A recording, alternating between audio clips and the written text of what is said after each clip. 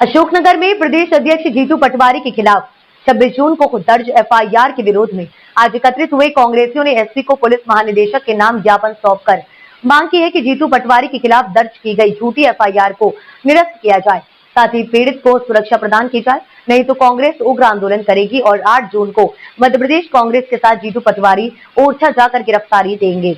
मामला अशोकनगर जिले के मुड्रा बरवाह गांव का है, जहां 10 जून को गजराज लोधी और रघुराज लोधी ने आरोप लगाया है कि स्थानीय सरपंच के पति और उनके साथियों ने उनकी मोटरसाइकिल छीनी और उनके साथ मारपीट और अमानवीय रूप से उन्हें मानव मल खाने के लिए मजबूर किया, जिसकी शिकायत पीड़ितों ने कलेक्टर के की। 25 जून को पीड़ितों ने मध्य प्रदेश कांग्रेस अध्यक्ष जीतू पटवारी से ओरछा में मुलाकात की, जिसके बाद जीतू पटवारी ने मामले को लेकर कलेक्टर से बात की और कार्यवाही की मांग की।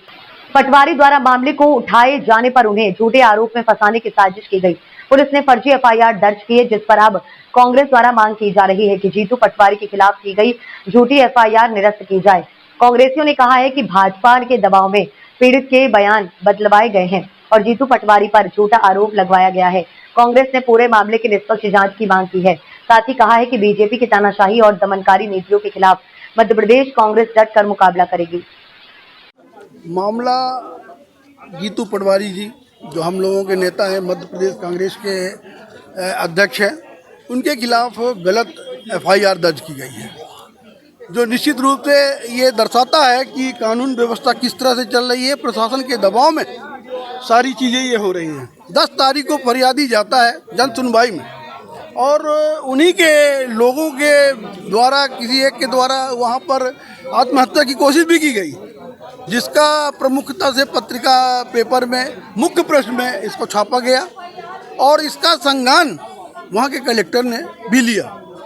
लेकिन 26 तारीख को अचानक फरियादी अपने बात से पलट जाता है, दूसरी एक हलफनामा देता है, जो निश्चित रूप से ये दर्शाता है कि उसके ऊपर दबाव बनाया गया और दबाव बनाने के बाद जीतू पटवारी जी के खिलाफ एफआईआर दर्ज की गई, जो निश्चित रूप से ये शर्मनाक बात है, लोकतंत्र की हत्या है और विपक्ष को दबाने की बात है।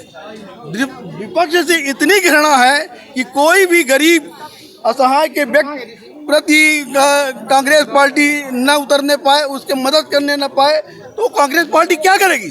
जब सत्ता इस तरह से कर रही है कि किसी फरियादी का न्याय नहीं दिला पा रही है, तो कांग्रेस पार्टी जब उसकी बात करती है तो दबाव बनाकर उसके खिलाफ एफआईआर दर्ज करते हैं। ईडी होती है, सीडी होती है और इस तरह के जो सारी चीज़ें चल रही हैं, कुचक्र चल रहा है जो कांग्रेस पार्टी और विपक्ष को दबाने की कोशिश हो रही है। तो आज निश्चित रूप हम लोगों कांग्रेस पार्टी आज यहाँ पर एक ज्ञापन दिया है, जो एफआईआर दर्ज की गई है उसे न्यायपूर्वक उसका न्याय किया जाए, देखा जाए कि किस तरह से दबाव बनाया और फरियादी जो है उस पर सुरक्षा व्यवस्था दी जाए ताकि वो सत्य बोल सके और सत्य को न देखते हुए और एफआईआर तत्काल जो दर्ज कर दी गई है। कहाँ दर्ज किया गया और फरियादी कौन है?